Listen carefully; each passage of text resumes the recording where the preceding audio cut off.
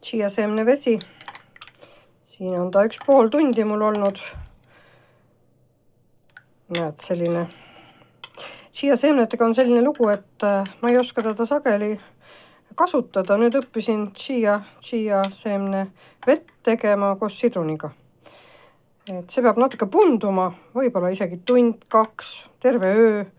Et panin siia lusikatäie sisse või supilusikatäie. Ja chia-seemned on ju väga kasulikud. Et mõni ütleb, et isegi rauda saab sealt ja väga palju mikroelemente, mis on tõesti tõsi. Aga ma ei söö nii palju jogurtit, et seda jogurti sekka panna ja seal kuskil keefiri sisse. Aga veega mulle sobib. Sellepärast, et vett ma joon ikkagi. Aga noh, neid ei ole mõtet võtta ilma leotamata, sest nad võivad siis kõhus punduda ja võib-olla tekitada isegi ebameeldiva tunde.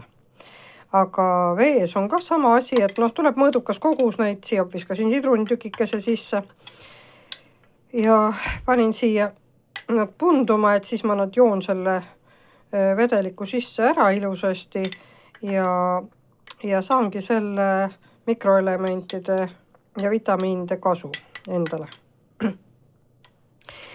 Et ta peab olema selline juba eelnevalt pundunud, et ta ei tekitaks kõhus klompi. Et on olnud sellist asja, et see chia võib isegi natukene mõnele inimesele ohtlikuks osutuda, kui tekib selline klomp. Ja see klomp võib teha isegi soolestikus pahandust. Nii et chiat kasutage, olge rõõmsad, aga olge ka ettevaatlikud.